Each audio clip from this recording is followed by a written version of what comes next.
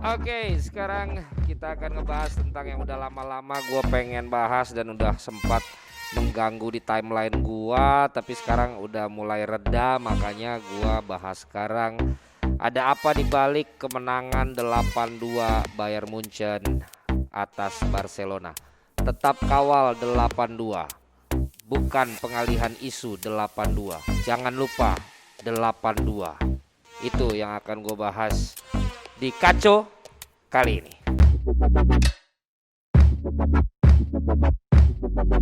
Ya tentu saja kalau gua hanya membahas tentang 82 yang lama-lama ganggu itu ya, ini udah basi bahasannya kan. Tetapi gue mau bahas bukan hanya 82 loh, tapi Bayern Munchen juga berhasil lebih unggul distance covered atau mengcover jarak lari rata-rata dari pemain Barcelona kala itu adalah sekitar 10 km lebih jauh, lebih banyak para pemain dari Bayern Munchen untuk melakukan lari.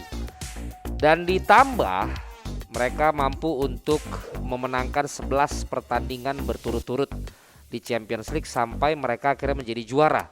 Lalu rekor mencetak golnya dibandingkan kebobolan juga sangat tinggi untuk mencetak golnya. Jadi apakah menjadi tahunnya Bayern Munchen karena mereka lebih unggul daripada tim-tim lain, ataukah karena mereka lebih siap, ataukah karena mereka hoki? Salah satu yang membuat mereka bisa menjadi seperti sekarang ini adalah kebrutalan pemain mereka dalam bermain. Itulah yang ditulis banyak media di Eropa. Bayern Munchen brutal. Brutal dalam fisik, brutal dalam mencetak gol, brutal dalam berlari, brutal dalam ketahanan tubuh. Dan yang paling terlihat jelas adalah bagaimana transformasi atau perubahan-perubahan yang dialami oleh para pemain-pemain Bayern Munchen khususnya di musim ini. Padahal ini adalah musim di mana para pemain juga sempat harus kembali ke tempatnya masing-masing karena virus corona. Tetapi banyak yang terkejut karena setelah mereka memulai lagi liga, justru para pemain mereka bukannya jadi gendut kayak gua, sejak WFH malah beratnya naik banyak banget, tapi malah jadi keker. Dan itu bukan hanya satu pemain. ESPN FC dalam tweetnya bahkan menanyakan, what are Bayern Munich feeding their players? Apa yang dikasih makan sama pemain Bayern Munchen? Di sini ada fotonya Davis, ada fotonya Goretzka, ada fotonya Lewandowski dan Coutinho. Dan kalian bisa lihat sendiri kan, memang perubahan badan mereka ini luar biasa sekali. Dan menjadi lebih bulking, atau mereka kayak bulking nambahin gede massa otot. Padahal dari dulu mitosnya kan katanya pemain bola mendingan badannya kering daripada berotot karena jadi berat. Nah ini sepertinya mengafirmasi nih apa yang dikatakan Mas Aderai selama ini, bahwa sebenarnya juga pemain bola boleh atau oke untuk berotot ya. Ditambah lagi juga bahwa sekarang sepak bola atau manusia juga sebagai atlet kalau udah di atas 16 atau 17 ke atas itu adalah ilmiah. Kalau di bawah 17 itu adalah alamiah. Nah, apakah ini sekedar alami atau sekedar ilmiah? Akhirnya gue mencari tahu siapa orang di balik kebrutalan daripada Bayern Munchen ini. Tambahan daripada berita ini adalah Leon Goretzka sempat juga mengunggah postingan dengan badannya yang sekarang keker, mengatakan hard work pays off. Kemudian juga ada yang menanyakan di sini, so what did you get up to in lockdown ya. Di sini juga seperti dari Bayern Munchen menanyakan kepada para pemainnya, pada saat lockdown kalian pada ngapain aja. Lalu juga ada yang menunjukkan perubahan dari Coutinho yang juga sekarang jadi jauh lebih berotot. Seperti yang tadi gue bilang, Lewandowski yang udah gak ada masalah badannya tapi jadi lebih gila bicepnya dan tangannya. Bahkan juga Davis begitu. Setelah gue juga research dan ternyata juga udah mulai banyak yang mencari tahu, di balik semua itu ternyata mereka memiliki yang namanya Profesor Dr. Holger Broich sebagai Scientific Director and Head of Fitness. Jadi ini seorang profesor doktor yang sekarang menjadi kepala daripada Scientific Head of Fitness. Dia kayak CEO-nya fitness lah gitu ya. Dia bagian Chief Fit, ada nanti singkatannya gue kasih tahu ke kalian. Tapi yang jelas Broich namanya. Gue survei lagi, memang ternyata pemain mengatakan bahwa ini kita harus berterima kasih sama si Broich ini karena dia ternyata memiliki program secara virtual saat Corona mengharuskan pemain-pemain tidak boleh datang ke tempat latihan. Dan metode ini tentu tidak diunggah ke publik, tetapi banyak yang disebutkan oleh pemain. Program latihan secara cyber inilah yang merupakan juga request daripada Hansi Flick yang dibuat sama si Broich, yang membuat pemain-pemain ini menjadi seperti sekarang ini, para pemain Bayern Munchen. Brutal was a word frequently used by the players. Jadi pemain sendiri mengatakan memang mereka ini brutal ya di lapangan dan juga secara kemampuan fisik pemainnya. Nah, namanya secara keren adalah Scientific Officer and Head of Fitness. Ini dia si Profesor Broich ini. Dia harus punya target untuk pemain selama 2 bulan suspension of play karena tidak boleh main selama 2 bulan karena virus corona waktu itu. Harus mempertahankan kondisi fisik pemainnya.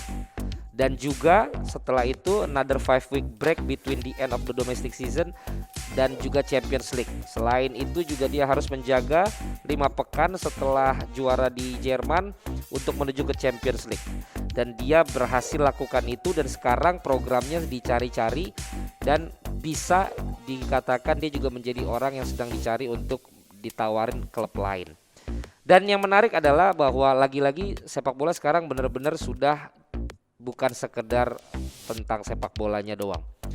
Kalau lu nonton Moneyball, di situ ngomongin tentang kayak baseball, ini sama kayak bola, semua tuh secara statistik ternyata bisa diukur pemain ini. Dan secara fisik sekarang juga ada yang namanya sport science dan salah satunya adalah dilakukan oleh Broich ini. Dan ini merupakan bukan kebetulan dan bukan cuma sekedar memang pemainnya pengen latihan dan jadi gede, tapi semuanya sudah diprogram sama si Broich ini. Tadi tambahan catatan yang gue bilang adalah bagaimana dia bisa memenangkan semua 13 pertandingan dari mid-May dengan goal difference 45 berbanding 12. Dia punya juga yang namanya dia juga punya yang namanya metode yang dilakukan oleh si Broich ini untuk bisa sekarang menjadi populer. Program secara videonya dia ini katanya akan dipakai walaupun nanti nggak pandemi, akan dipakai oleh Bayern Munich kepada semua pemainnya. Kalau mereka sedang berlibur atau apa, mereka bisa pakai secara video conference ini. Jadi kayak blessing in disguise karena COVID-19 ini. Termasuk sepertinya juga dalam pengembangan yang bekerja sama dengan Bayern Munchen. Dan ditambah lagi ada penulis di Indonesia yang akhirnya juga mencari tahu sosok orang ini ya. Dan dia researchnya juga cukup dalam sehingga gua akan kasih juga buat share ke kalian. Mungkin little bit boring yang gue sampaikan kali ini, tetapi karena gue excited banget untuk pengen tahu kenapa ini pemain-pemain Munchen bisa kayak begini sekarang gitu ya. Dan ternyata penelitian yang menulis di Kompasiana ini, nanti gue akan infokan siapa namanya. Nah, Muhammad Irfan Prasetyo ini menarik juga, nanti mungkin bisa gue undang juga nih sebagai tamu di Jebret ya. Bahwa dia meneliti setelah melihat juga kebrutalan dari Bayern Munchen tentang seorang Holger Broich ini. Nah, seperti yang tadi gue bilang, dia menjadi kepala riset ya. Brutal dan pemainnya jadi dibilang seperti monster. Dalam tulisannya juga di sini dikatakan bahwa Holger Broich ini sudah kerja dari tahun 2014. Sebelumnya merupakan kepala pelatih kebugaran di Bayer Leverkusen. Dan dia juga pernah menulis tahun 2012 artikel ilmiahnya karena dia juga profesor doktor, Performance Assessment in Elite Football Players Field Level Test versus Spirometry. Nah, makanya hasil penelitian tersebut membuktikan bahwa hasil tes spirometri sangat penting merancang dan mengevaluasi program pelatihan khusus yang bertujuan untuk mengoptimalkan kinerja pemain. Ini yang gue bilang sport science. Sebagai gambaran, spirogometri digunakan untuk menguji ketahanan paru-paru, jantung, dan sirkulasi pada atlet dan pasien. Metode ini bertujuan memeriksa kapasitas beban paru-paru dan sistem kardiovaskular. Spirogometri ini selain digunakan oleh dokter penyakit dalam juga digunakan oleh kedokteran olahraga. Dalam uji spirogometri, atlet harus melakukan beberapa uji beban dan fisik yang dilakukan secara bertahap atau terus-menerus sampai batas yang direncanakan atau sampai pengukuran medis menunjukkan batas beban individu. Nah, dari situlah nanti muncul hasilnya akan dievaluasi sebagai acuan untuk merancang program pelatihan khusus kepada pemain demi meningkatkan performa dan mengoptimalkan kinerja si pemain. Hasil penelitian ini yang menjadi salah satu pengantar Holger Broich menjadi profesor. Dan selain punya keahlian di bidang peningkatan performa dan kinerja, Holger Broich juga ahli dalam bidang reaksi stres otot. Bagaimana reaksi tubuh seseorang atlet ketika berada dalam tekanan. Dan dengan menguasai ilmu tersebut, ini juga bisa preventif dalam penanganan cedera. Dan tercatat setahun ini cedera pemain di Munchen lebih cepat recovery-nya seperti yang dialami oleh Benjamin Pavard. Lagi-lagi inilah kesuksesan daripada Holger Broich itu sendiri.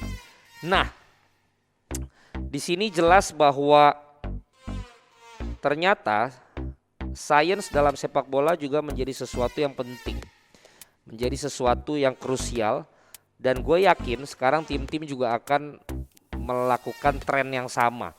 Setelah statistik sekarang semua tim pakai, masalah tentang kebugaran yang bisa menjadi monster seperti ini gue rasa juga akan menjadi tren dalam sepak bola. Seperti yang gue bilang, ketika dulu pemain bola lebih banyak dan lebih lazim untuk lebih ceking, malah dibilang jangan terlalu gede karena nanti berat, kaku. Ternyata ini bisa dipatahkan oleh si Holger Broich tadi, seorang profesor doktor yang ternyata sekarang menjadi sosok penting di Bayern Munchen. Nah, kenapa bisa 8-2? Ya inilah salah satu peran penting yang dilakukan oleh Holger Broich. Bukan cuma sekedar taktik, bukan cuma sekedar teknis, tapi juga ada program yang dibuat untuk para pemain Bayern Munchen mendapatkan daya tahan yang luar biasa, penampilan ataupun massa otot yang begitu monster, dan juga ketahanan fisik untuk berlari yang lebih jauh daripada pemain-pemain lain. Kita akan lihat nanti trennya di musim ini, siapakah yang akan juga kita lihat transformasi daripada isi squad timnya untuk dapat seperti dilakukan oleh Bayern Munchen. Kira-kira menurut kalian tim mana yang akan melakukan hal ini, dan kalau Broich pindah, kira-kira Broich akan pindah kemana? Jadi bukan hanya CEO, bukan hanya direktur teknik, bukan hanya lagi sekarang scout talent, tapi sekarang direktur sains dan juga nutrisi seperti ini, dan fitness menjadi bagian penting dari sebuah tim. Indonesia mudah-mudahan juga memperlengkapi seperti ini ya. Bahkan profesor doktor ini sekarang punya peran yang begitu penting, dan katanya sekarang Leroy Sané juga sudah mulai bertransformasi, badannya jauh lebih keker, dan ini menunjukkan memang sekarang Munchen sepertinya ingin membentuk tim monster ini dilanjutkan lagi. Menarik untuk kita lihat seperti apa Bayern Munchen musim depan. Nah, kalau pemain yang gede banget tuh siapa ya? Adam Traore ya. Kalau dia ikutan nama si Broich ini, kira-kira ditambahin gede jadi monster apa malah dikecilin ya? Ya gue nggak tahu lah. Yang penting inilah dia jawaban gue atas kemenangan Munchen 8-2 lawan Barcelona. Nah, kalau Broich-nya punya program dan juga modul yang mau dibagi gratis, kayak gue mau juga nih bisa latihan kayak dia ya kan. Mudah-mudahan ini juga bisa menjadi sebuah input dan juga pengetahuan buat kalian. Seperti yang gue selalu ingat sekarang dari Adera di Jebret Talks, di bawah 17 tahun adalah alamiah, tetapi di atas 17 tahun, apalagi udah mulai tua kayak gue, itu semua adalah ilmiah. Kacau, agak serius kali ini. Sampai di sini saja dalam episode Kok Bisa Munchen menang 8-2 lawan Barcelona. Sampai ketemu lagi di Kacau berikutnya. See you.